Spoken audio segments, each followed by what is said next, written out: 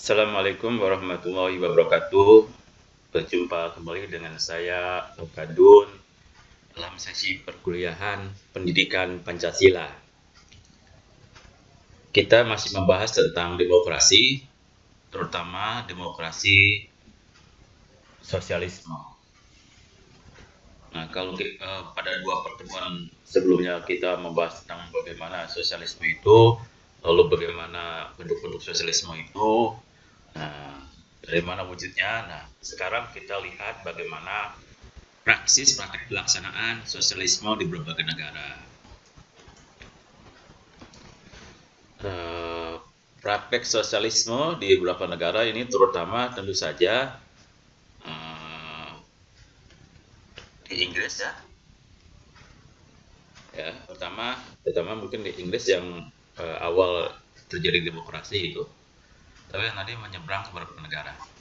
Terutama ini kemenangan bangsa-bangsa demokrasi dalam Perang Dunia ke-1 memberikan dorongan yang kuat bagi pertumbuhan partai sosialis di seluruh dunia. Karena kita tahu Perang Dunia I ya,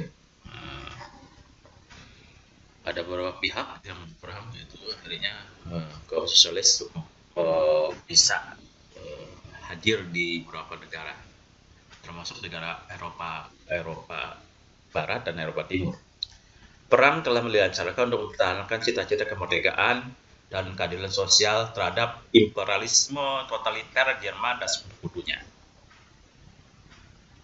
Selama peperangan telah dijanjikan kepada rakyat-rakyat negara demokratis yang ikut berperang bahwa kemenangan militer akan disusul dengan suatu penyusunan kehidupan sosial baru berdasarkan kesempatan dan persamaan yang lebih banyak. Jadi ada peluang-peluang untuk orang dalam era demokrasi itu, banyak pilihan-pilihan, banyak kesempatan untuk menjadi pemimpin, jadi apapun bisa ada. Berbeda dengan kalau di negara yang otoriter totaliter, itu sangat sedikit kemungkinannya orang itu melakukan mobilitas sosial baik vertikal maupun horizontal, sangat susah. Di Inggris, dukungan terbesar terhadap gerakan sosialisme muncul dari Partai Buruh. Yang di Partai Buruh waktu itu ya tumbuh dan berkembang sangat pesat.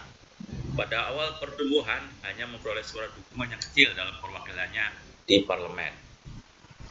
Nah, seperti kita ketahui di sana kan ada hanya dua partai yang besar, ada Partai Konservatif dan Partai Buruh. Nah, selama bertahun-tahun, puluhan tahun, Partai Buruh selalu menang di Inggris. Selanjutnya menjadi partai yang lebih bersifat nasional setelah masuknya bekas anggota Partai Liberal. Banyak program yang berasal dari kaum sosialis, terutama dari kelompok plebeian, berhasil memperkuat posisi partai karena dapat memenuhi keinginan masyarakat. Kemajuan yang dapat dicapai misalnya dalam bidang pemerataan pendapatan, distribusi pendapatan, pendidikan, dan perumahan.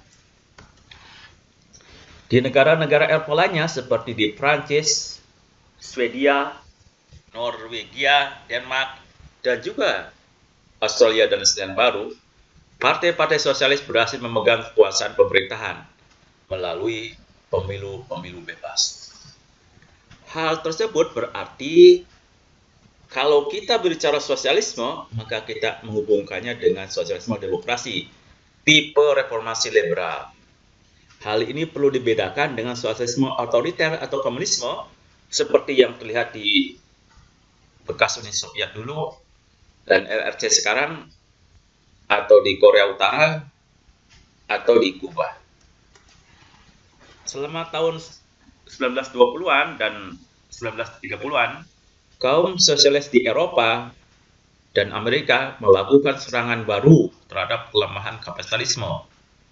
Ungkapan-ungkapan misalnya ketimpangan ekonomi, pengangguran kronis, kekayaan privat, dan kemiskinan umum menjadi slogan-slogan umum, termasuk sebenarnya di Indonesia.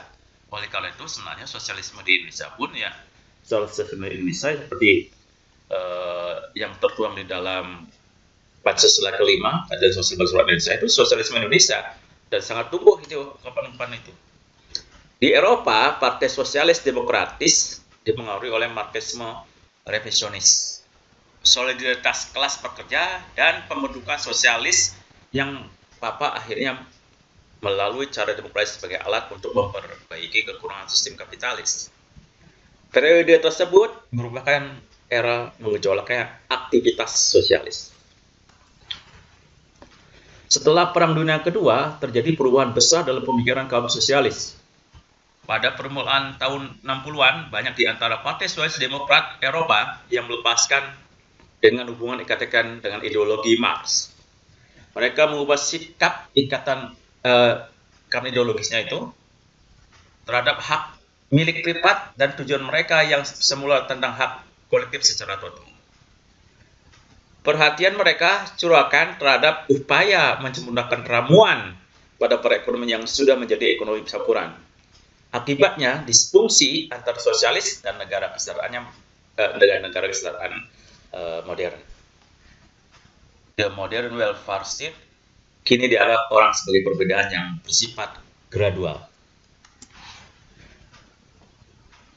Menurut Milton Spencer, sosialisme demokrasi modern merupakan suatu gerakan yang berupaya untuk memperbaiki kesejahteraan masyarakat melalui tindakan mempertahankan adanya hak milik privat atas alat-alat produksi, melaksanakan pemilikan negara, public ownership, hanya apabila hal tersebut diperlukan demi kepentingan masyarakat.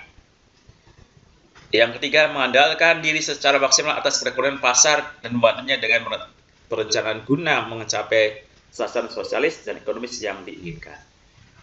Nah, sebenarnya demokrasi sosialisme itu seperti Indonesia ini, demokrasi Pancasila ya, di mana hak-hak individu diakui, tapi jangan sampai mengalahkan hak-hak kepentingan umum, gitu ya. Ada juga negara bisa turut campur di dalam kegiatan ekonomi. Jadi banyak perusahaan-perusahaan yang dikelola negara, dalam hal ini kita yang namanya state ownership enterprise gitu ya, atau disingkat menjadi BUMN. Nah, itu kita sebenarnya ya termasuk negara sosialis demokrasis. Demikian juga ekonomi pasar juga dikembangkan di Indonesia. Ya, jadi itulah sebenarnya kalau kita kategorikan, maka Indonesia sebenarnya sosialisme demokratis. Bagaimana demokrasi? Bagaimanakah sosialisme di negara-negara berkembang, negara-negara miskin berhasil untuk mencapai pertumbuhan ekonomi yang cepat? Dari segi kepentingan dalam negeri, pertumbuhan ekonomi yang tinggi merupakan salah satunya cara untuk mencapai standar hidup, kesehatan, pendidikan yang lebih baik. Ada dua cara untuk mencapai pembangunan ekonomi yang besar. Pertama, cara yang telah digunakan oleh negara maju. Pasar bebas merupakan alat utama untuk menunjang pertumbuhan ekonomi yang tinggi. Yang kedua, komunisme. Dalam metode ini, negara memiliki alat produksi dan menetapkan tujuan yang menyeluruh. Dalam menghadapi masalah modernisasi ekonomi, negara-negara berkembang pada umumnya tidak mau meniru proses pembangunan kapitalis barat atau jalur pembangunan komunisme. Mereka menetapkan sendiri cara-cara yang sesuai dengan kondisi masing-masing negara, sehingga menimbulkan jalan yang ketiga, yaitu sosialisme. Dalam konteks negara berkembang atau terbelakang, sosialisme mengandung banyak arti.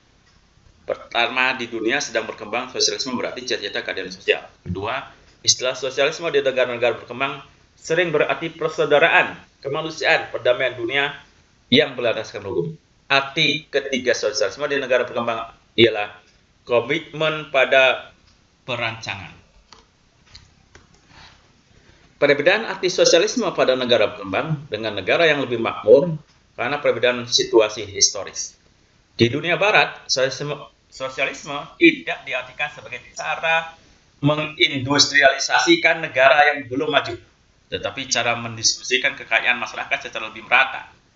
Sebaliknya, sosialisme di negara berkembang untuk membangun suatu perekonomian berbasis industri dengan tujuan menaikkan tingkat ekonomi dan pendidikan rakyat. Sosialisme di negara barat pada umumnya berkembang dengan sangat baik dalam kerangka pemerintahan yang mantap seperti di Inggris dan Skandinavia. Sedangkan di negara berkembang, sosialisme sering berjalan dengan beban tradisi pemerintahan yang otoriter oleh kekuatan imperialisme asing atau penguasa setempat. Karena itu, ada dugaan sosialisme di negara berkembang menunjukkan toleransi yang lebih besar terhadap praktek otoriter dibandingkan dengan yang terjadi sosialisme di negara barat. Kalau negara-negara berkembang gagal dalam usahanya mensintetiskan pemerintahan yang konstitusional dan terencana ekonomi, maka mereka menganggap bahwa pemerintahan konstitusional dapat dikorbankan demi memperjuangkan pembangunan ekonomi yang pesat melalui perencanaan pemilikan industri oleh negara. Selama perjalanan Orde Baru, nampaknya karakteristik ciri-ciri sosialisme yang di negara berkembang itu melekat betul dengan Indonesia. Pada waktu itu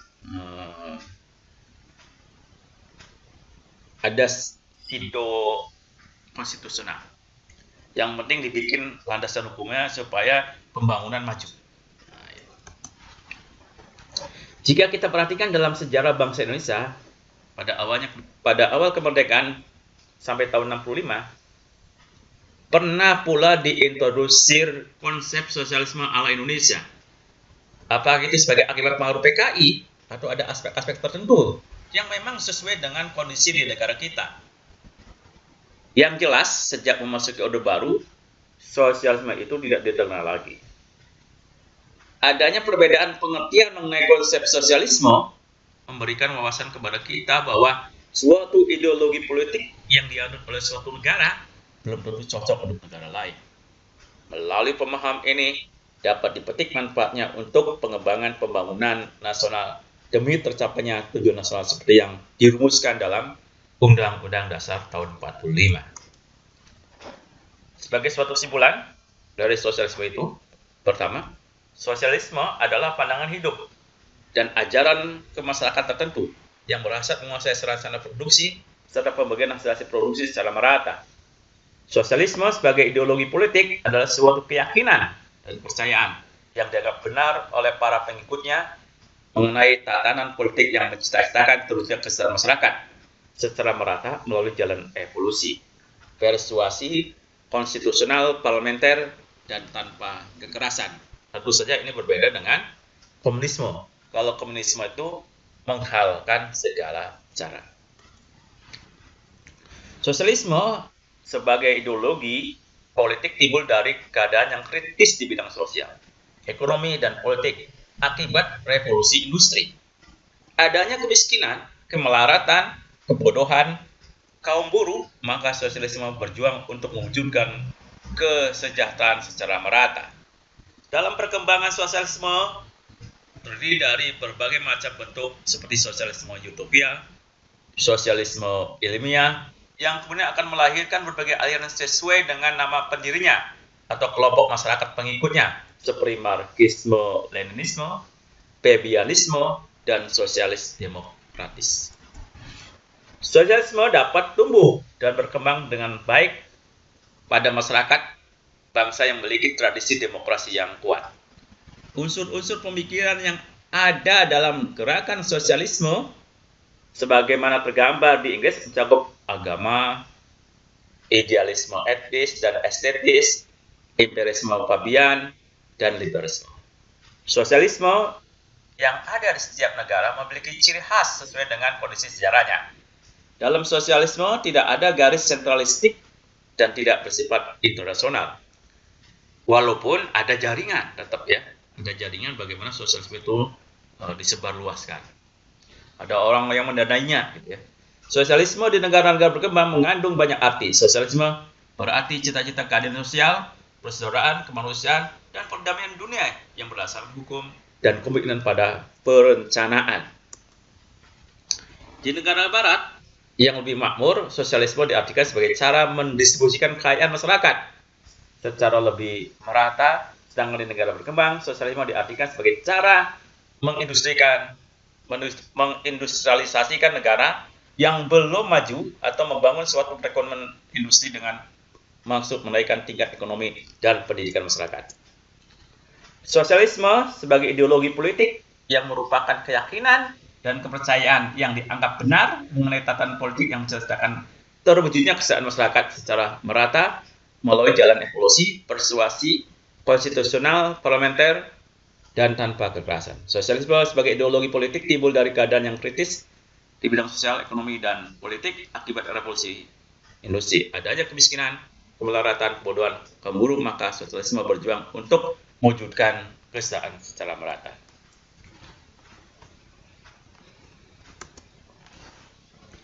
Nah, itu mengenai sosialisme. Saya ulang lagi kesimpulannya ya, yang penting. Nah, di samping itu juga ada khusus sempalan dari sosialisme itu kan pada intinya ada liberalisme juga, ada komunisme. Nah, kita mari bahas satu-satu dulu mengenai demokrasi komunisme. Demokrasi komunis biasanya secara pelik menampakkan diri menjadi demokrasi rakyat. Jadi komunisme ya demokrasi juga ya. Secara psikologi sosial atau psikologi mengedepankan komunalisme. Dari sistem kemasyarakatan dia mengutamakan komunal bukan individualis. Dari perspektif ekonomi komunis mengembangkan etatisme, penguasaan atas negara, penguasaan sendi-sendi ekonomi oleh negara. Walaupun sekarang misalnya yang sekarang ada baik di Rusia maupun di RRC itu sekarang terjadi privatisasi juga. Jadi sekarang mereka juga sebenarnya mengarah ke liberal juga. Tapi dalam sistem ekonomi, sistem politik itu komunisme, tapi sistem ekonomi ternyata liberal juga. Dari perspektif ini mereka menonjolkan ateisme, dan perlu diingat yang namanya ateisme itu bukan hanya di negara yang komunis saja, di negara-negara sosialis ya, negara-negara liberalnya juga itu banyak yang namanya komunis. Bahkan ada di Prancis itu yang provinsinya dikuasai oleh komunis, di Italia itu yang provinsinya ada dikuasai oleh komunis. Ya. Dari konsentrasi kekuasaan lebih mengedepankan single party, yang biasanya direduksi kekuasaan itu di kekuasaan Politburo dan akhirnya direduksi lagi menjadi kekuasaan presiden atau sekjen partai komunis. Dari sudut ketegangan mengembangkan kediktatoran.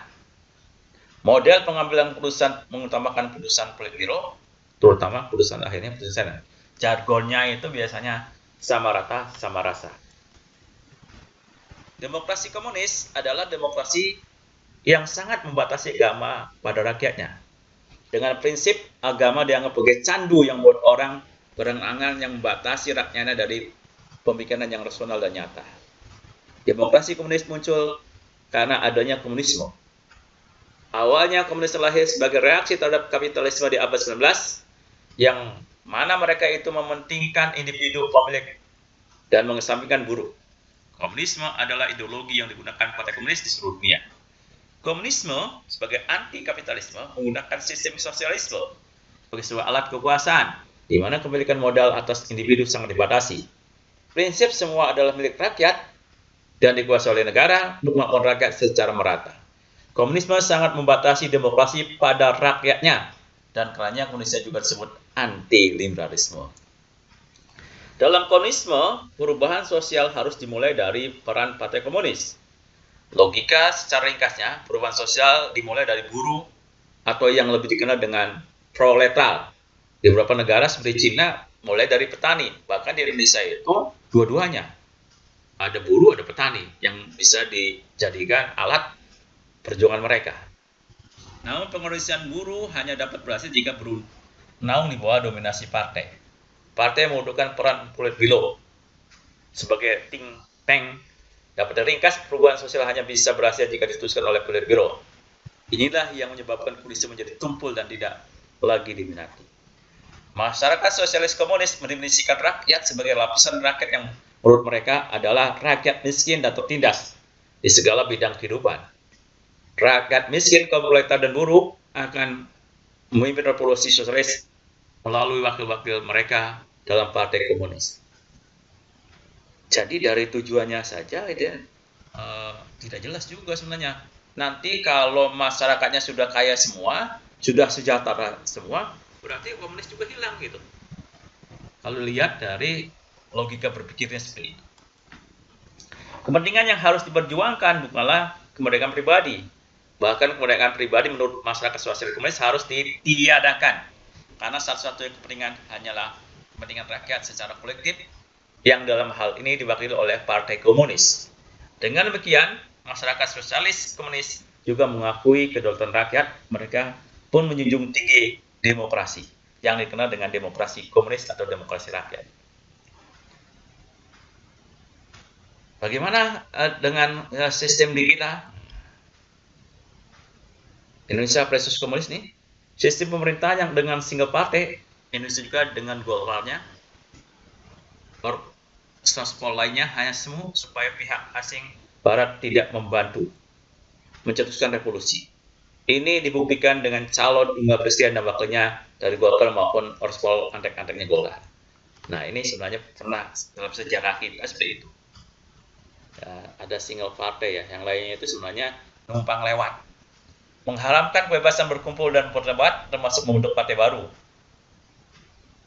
Polling apalagi referendum. Menghalalkan segala cara dalam mempertahankan kekuasaan sang single party. Mungkin para pemimpin kita sempat belajar kepada Deng Xiaoping ya tentang peristiwa Tiananmen sebelum melakukan aksi show of power pada peristiwa perebutan markas PDI Perjuangan tahun lalu. Ya, pada waktu tahun 96-an itu terjadi itu. Memiliki backing dari pihak militer yang sangat kuat dan selalu berusaha untuk bercampur dalam urusan pemerintahan. Komunis tidak boleh beragama, Indonesia boleh beragama, tetapi tidak menjalankan kewajiban sebagai umat beragama. Paling jago kalau disuruh propaganda, soalnya ngomong terus dari pagi sampai paginya. Seluruh siaran TV dia harus menyiarkan laporan khusus, sedang umum, rapat umum, penjelasan menteri, terangan dan lain-lain sebagainya, yang tidak berisi dan sekali hanya propaganda janji-janji mulut.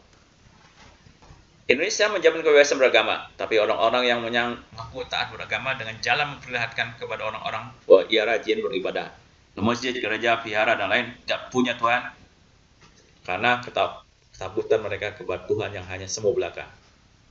Komunisme melarang kepercayaan kepada Tuhan yang Maha Esa, membenci kelompok intelektual dan cendekiawan, mengagungkan kelompok pekerja, buruh, dan petani. Itu demokrasi. Nah, demokrasi yang selanjutnya adalah demokrasi liberal. Secara politik, demokrasi ini dikenal dengan nama demokrasi liberal. Secara psikologi, sosial atau sosiologi demokrasi, ini lebih menempatkan individualisme. Dari perspektif ekonomi dikenal dengan nama kapitalisme. Dari perspektif lagi menempatkan sekularisme. Nah, ini kalau tadi ateisme gitu ya, kalau ini sekularisme. Sekularisme itu memisahkan kehidupan agama dengan kehidupan negara. Kehidupan di dunia gitu. Jadi kalau urusan agama itu urusan individu, bukan urusan negara, bukan urusan masyarakat. Jadi jangan dibawa-bawa gitu. Konsentrasi kekuasaan pada rakyat dan hukum. Dari perspektif ketatanegaraan, egaliter, elitis, model pengambilan keputusan penggunaan suara terbanyak, jargon dari rakyat oleh rakyat dan untuk rakyat. Ciri-ciri demokrasi liberal: kontrol terhadap negara, alokasi sumber daya alam dan manusia dapat dikontrol. Kekuasaan eksekutif dibatasi secara konstitusional, kekuasaan eksekutif dibatasi oleh peraturan perundang-undangan. Kelompok minoritas agama etis boleh berjuang untuk memperjuangkan dirinya. Nah, yang terakhir yang biasa kita kenal di kita itu namanya demokrasi Pancasila. Kerakyatan dipimpin oleh hikmat, kebijaksanaan dalam permusyawaratan, perwakilan yang dijiwai oleh sila ke-1, ke-2, ke-3, dan untuk mencapai sila ke-5. Nah itu. Jadi formulasi demokrasi Pancasila seperti itu harusnya. Atau pemerintahan dari rakyat oleh rakyat dan untuk rakyat berdasarkan Pancasila. Nah, saya kira dua rumusan demokrasi Pancasila tinggal dipilih saja. Demokrasi Pancasila adalah paham demokrasi yang bersumber kepada kepribadian bersawat bangsa Indonesia yang perwujudannya seperti tertuang dalam pembukaan Undang-Undang Dasar 45. Dasar demokrasi Pancasila adalah kedaulatan rakyat. Pembukaan undang-undang sebelumnya, negara yang mendukung rakyat. Makna demokrasi Pancasila, kehidupan rakyat, kehidupan bermasyarakat, kehidupan bernegara ditentukan oleh peraturan perundang-undangan. Jadi tetap demokrasi konstitusional demokrasi Pancasila itu. Di Indonesia, demokrasi Pancasila berlaku semenjak Orde Baru. Demokrasi Pancasila dijiwai, semangati, dan didasari nilai-nilai Pancasila. Dalam demokrasi Pancasila, rakyat adalah subjek demokrasi, yaitu rakyat sebagai seluruh berhak ikut serta, aktif menentukan keinginan, dan juga sebagai pelaksana dari keinginan itu. Keinginan rakyat tersebut disalurkan melalui lembaga-lembaga perwakilan yang ada yang dibentuk oleh pemerintah. Termasuk sekarang di eksekutif, presiden, gubernur, bupati, wali kota, itu juga merupakan wakil kita, karena dipilih oleh kita juga kan. Jadi, bukan hanya di legislatif, di eksekutif pun dipilih oleh kita.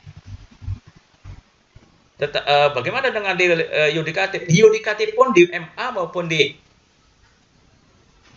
MK itu dipilih oleh kita, walaupun tidak secara langsung, yaitu dipilih oleh pemerintah eksekutif dan oleh legislatif. Jadi sebenarnya mereka dipilih oleh rakyat juga sebenarnya. Nah, itu pun tumpuan demokrasi Pancasila, demokrasi yang berdasarkan pada ketuhanan yang Maha Esa, menjunjung tinggi hak-hak asasi manusia, berkedaulatan rakyat, didukung oleh kecerdasan warga negara, sistem pemerintahan kekuasaan negara, menjamin otonomi negara, demokrasi yang menerapkan prinsip rule of law, sistem peradilan yang merdeka, bebas, tidak memihak, menguasakan kesejahteraan rakyat, dan berkeadilan sosial. Saya kira itu dulu pada pertemuan yang sekarang itu, yang pada perkuliahan pendidikan Pancasila ini sudah dikemukakan berbagai macam demokrasi. Pertama ada demokrasi sosialis, ada demokrasi komunis, ada demokrasi liberal, sekarang ada demokrasi Pancasila di kita. Pilihan kita tentu saja karena dijadikan sebagai landasan hukum, ya harus demokrasi Pancasila. Itulah yang paling konstitusional. Tetapi sebagai suatu pengkajian ilmiah, kita juga harus bisa berpikir apa untung ruginya, apa kekuatan kelemahannya dari demokrasi sosialis, dari demokrasi komunis, dan dari demokrasi liberal. Sepertinya kita itu seperti kasanah keilmuan ini seperti toko saja, silakan pilih. Tapi harus berdasarkan pilihan yang ada, yaitu pilihannya jelas apa? Demokrasi Pancasila. Karena kalau tidak, ya melanggar undang-undang. Kalau tidak, melanggar